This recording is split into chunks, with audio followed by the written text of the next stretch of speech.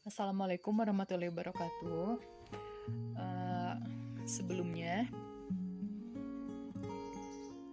kemarin sudah kita pelajari mengenai nilai perbandingan trigonometri pada sudut-sudut istimewa ya, nilai trigonometri pada sudut-sudut istimewa. Nah, selanjutnya sebelum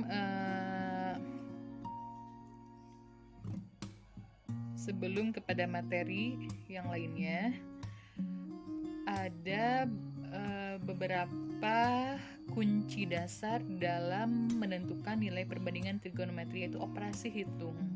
Operasi hitung di sini salah satunya adalah yang akan terus dipergunakan, yaitu operasi hitung pada pecahan. Tidak selalu ya, maksudnya akan sering digunakan yaitu operasi hitung pada pecahan dan operasi hitung pada akar ya. Sebetulnya ini sudah kalian pelajari pada waktu SD juga sudah, SMP juga sudah ya, ini untuk mengingatkan kembali ya. Baik, kita mulai operasi hitung pada pecahan. Ada penjumlahan, pengurangan, perkalian, dan pembagian ya. Kita yang penjumlahan terlebih dahulu.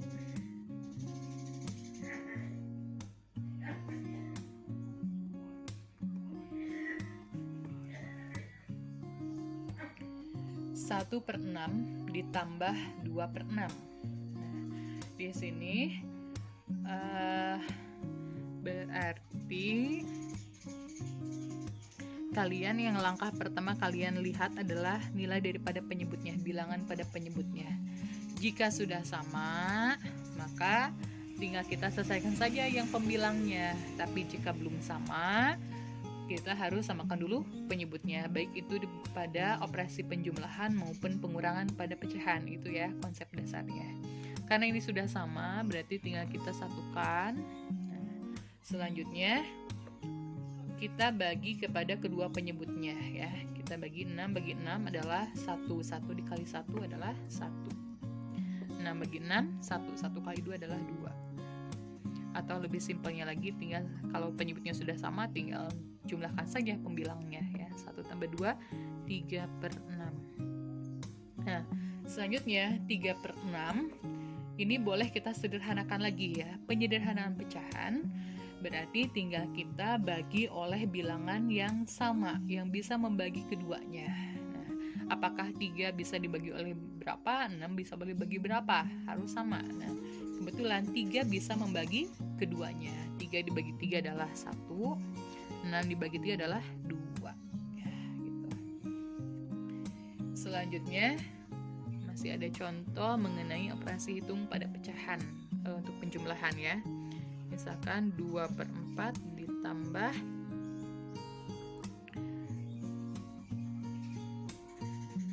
4 per 8.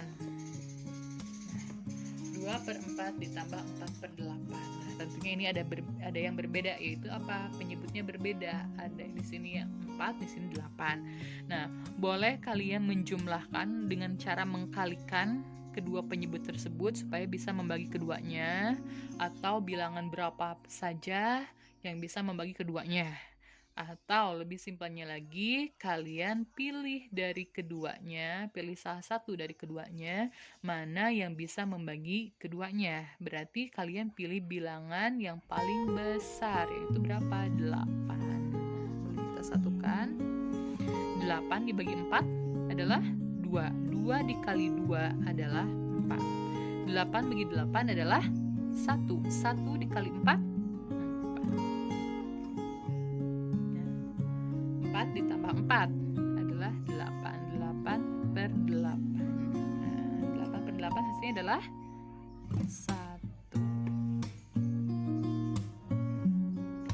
Selanjutnya kita ke pengurangan. Yang pengurangan misalkan 1 per 2 dikurang 1 per 4. Penyebutnya berbeda ya.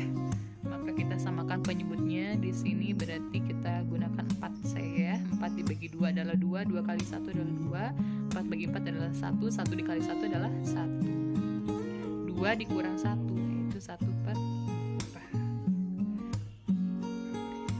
Kita maju menuju ke perkalian.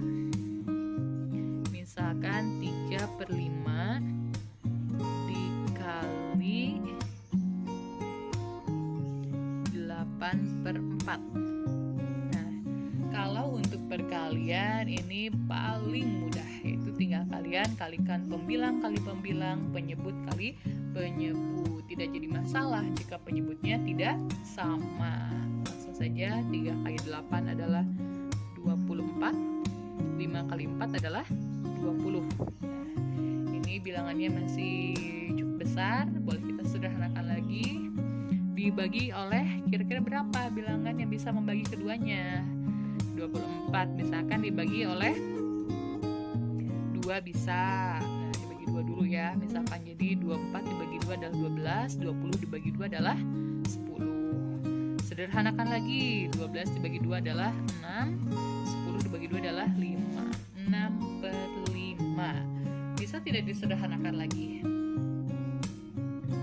Kira-kira bisa dibuat dengan pecahan campuran. Bagaimana cara membuat pecahan campuran? Nah, pecahan campuran adalah hasil daripada bilangan biasa dikali pecahan tersebut harus menghasilkan 6 untuk pembilangnya ya. Jadi 1/5. Coba dicek. 1 kali 5, 5 ditambah 1, 6. 6/5 ya. Selanjutnya pembagiannya. Nah, untuk pembagian pecahan misalkan 2/4 dibagi 1/8. Kira-kira 2/4 sama 1/8 besar mana ya nilainya? Ya tentu besar daripada 2/4 ya. Nah, kalau untuk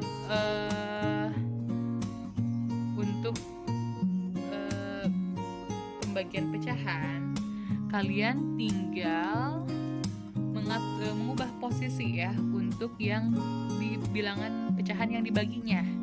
Nah, kita buat perkalian, lalu pecahan yang akan dibaginya, bilangan pecahan yang akan dibaginya kita putar ya.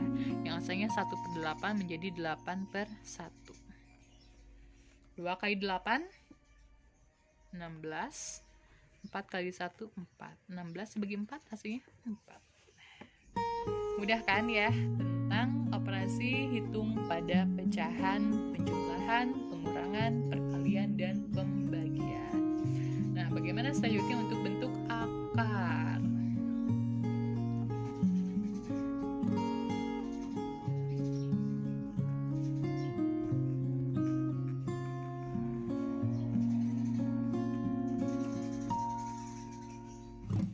Nah, operasi hitung pada akar. Kita mulai dulu dari penjumlahan ya. Misalkan ada contoh akar 3 ditambah akar 3. Nah, hasilnya berapa? Banyak yang suka menyebutkan akar 3 tambah akar 3 adalah akar 6. Nah, betul tidak itu? Nah, banyak yang keliru di sini ya. Untuk penjumlahan dan pengurangan pada bentuk akar, ini ada ketentuannya, yaitu komponen atau bilangan yang memuat akarnya itu harus sama. Nah, di sini akar 3, di sini akar 3 berarti sama ya. Nah, lalu bagaimana? Kenapa hasilnya bukan akar 6? Hasilnya memang bukan akar 6. Nah, kalau operasi penjumlahan pada bentuk akar, kalian tinggal jumlahkan koefisien ya. Kalian sudah tahu bahwa koefisien itu terletak pada di depan ya, di depan suatu bilangan. Nah, di sini mana nggak ada ya. Nah, di sini hanya tidak ditulis. Akar 3 itu memiliki komponennya adalah 1. Nah, di sini ya. Maka kalian jumlahkan dulu koefisiennya. Di sini berarti ini 1 ditambah 1. Kita pisahkan ya. Akar 3. Maka hasilnya 1 ditambah 1, yaitu 2 akar 3. Jadi jangan lagi ada yang menyebutkan bahwa akar 3 ditambah akar 3 adalah akar 6. Bukan ya. Akar 3 ditambah akar 3 hasilnya adalah 2 akar 3. Selanjutnya,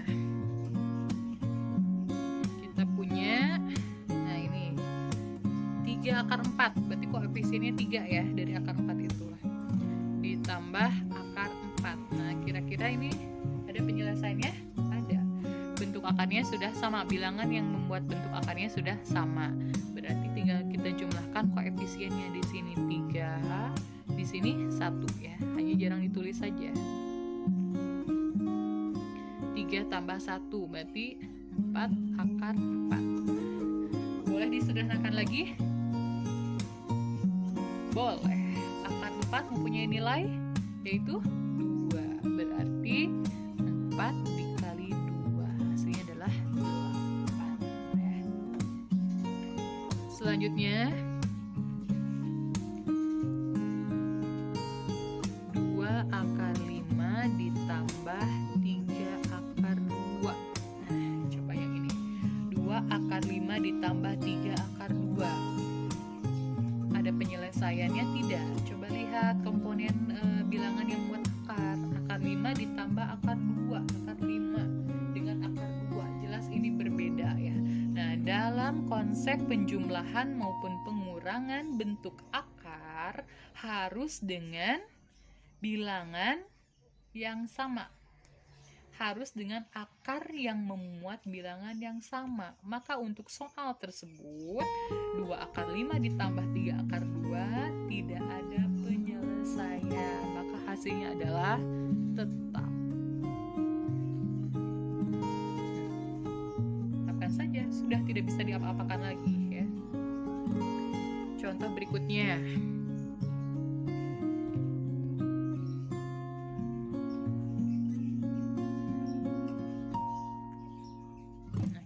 Buat pengurangan 3 akar 6 dikurang 2 akar 6. Nah, ini sama ya, penyebutnya sudah sama, tinggal kita koefisiennya saja. Berarti 3 dikurang 2 akar 6. 3 kurang 2 adalah 1. 1 akar 6 atau ditulisnya adalah akar 6. Selanjutnya masih di penjumlahan ya. Misalkan ada lagi contoh 3 akar 3 ditambah akar 12.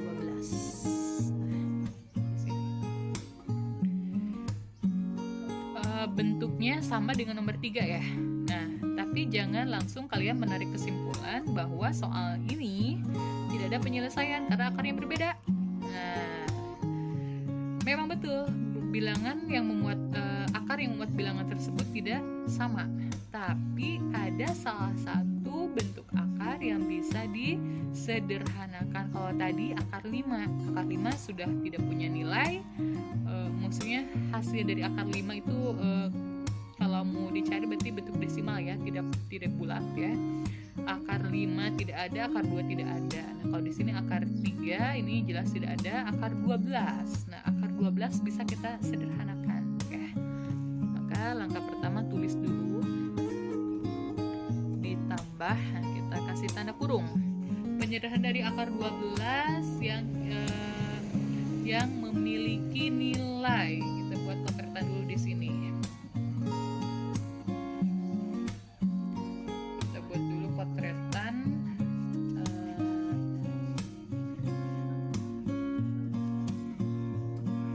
Sini ya. Akar 12. Bisa akar 1 dikali akar 12. Bisa juga akar 2 dikali akar 6. Bisa juga akar 3 dikali akar 4. Oke. Nah, cuma ada 3. Akar 1 kali akar 12, akar 2 dikali akar 6, dan akar 3 dikali akar 4 ya di sini. Nah, di sini kalian pilih yang bisa yang memiliki nilai. Akar 1 jelas ya, akar 12 juga nggak ada, akar 2, akar 6 juga tidak ada, akar 3, akar 4. Akar 4 di sini bernilai berapa akar 4? Akar 4 adalah sama dengan 2. Jadi ini yang kita pilih, akar 3 dikali akar 4.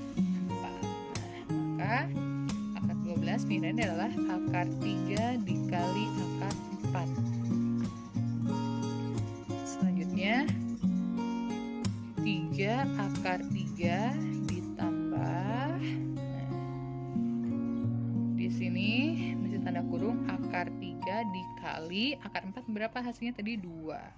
Maka 3 akar 3 ditambah, nah akar 3 kali 2. Nah, kalau dalam perkalian bebas saja, mau dengan bilangan biasa dikalikan dengan bentuk akar bisa, bentuk akar dengan bentuk akar yang sama bisa, ataupun bentuk akar dengan bentuk akar yang bilangan yang berbeda juga bisa. Kalau perkalian bebas ya. Maka ini akar 3 kali akar 2 hasilnya adalah, awas jangan menyebut akar 6, yaitu 2 akar 3. Depankan dulu bilangan biasanya, yaitu 2 akar 3. Nah, selanjutnya ada penyelesaian kah di sini? Ada. Akarnya sudah sama, bilangan yang membuat akarnya sudah sama, tinggal kita jumlahkan koefisiennya. 3 tambah 2 adalah 5. 5 akar 3. Nah, itu hasilnya ya, 5 akar 3. Selanjutnya kita maju ke perkalian ya. Yang perkalian misalkan 2 akar 3 dikali 2. Nah, tadi kita udah ulas sedikit bahwa bilangan yang memuat akar dalam perkalian boleh saja dikalikan dengan bilangan berapapun, bahkan yang tidak memiliki akar pun bisa kita selesaikan. Berarti di sini tinggal kalian kalikan saja koefisiennya. 2 kali 2 berapa? Hasilnya ada 4. 4 akar 3 ya. Selanjutnya masih contoh perkalian. Misalkan 4 akar 2 dikali 5 akar 3. Nah, lihat komponennya semuanya. Koefisiennya berbeda, bilangan yang memuat akarnya juga berbeda, tidak jadi masalah ya. Kita kalikan masing-masingnya. 4 kali 5 20, akar 2 kali akar 3 berapa? Akar 20 akar 6. Ada contoh lagi. Nah, kita masuk ke pembagian ya. Misalkan 2 dibagi 3 akar 3. Nah, untuk pembagian juga sama halnya dengan perkalian. Jadi bebas saja mau dengan bilangan yang memuat akar lagi ataupun tidak. 2 dibagi 3 akar 3. Berapa hasilnya? Nah, di sini kita tidak bisa langsung membagi pembilang dan penyebutnya ya. Di sini karena yang pembilang tidak memiliki akar ya. Nah, di sini yang jadi patokan adalah lihat penyebutnya. Kalau misalkan penyebutnya pembaginya ya memuat bentuk akar, maka caranya adalah kita rasionalkan akar tersebut.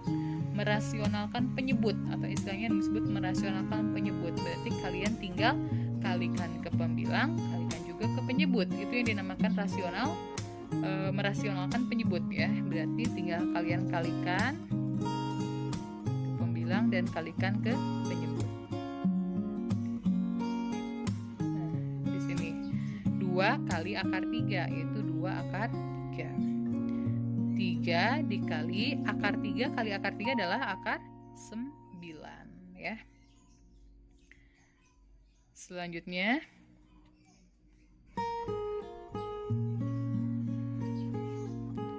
2 akar 3 dibagi 3 dikali akar 9 berapa? Akar 9 adalah hasilnya adalah 3 ya.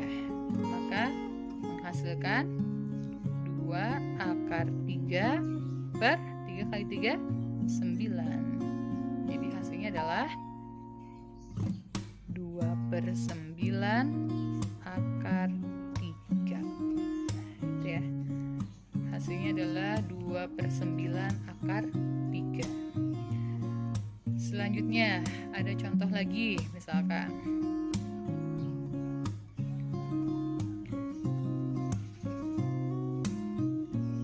akar 5 dibagi 3. Nah, kalau tadi yang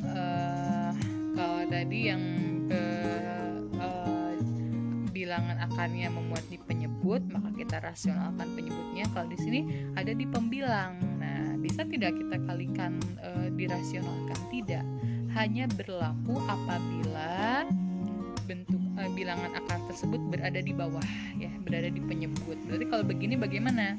Ini sama dengan 1 akar 5 per 3, atau hasilnya adalah 1/3 akar 5. Oke. Misalkan ada contoh lagi.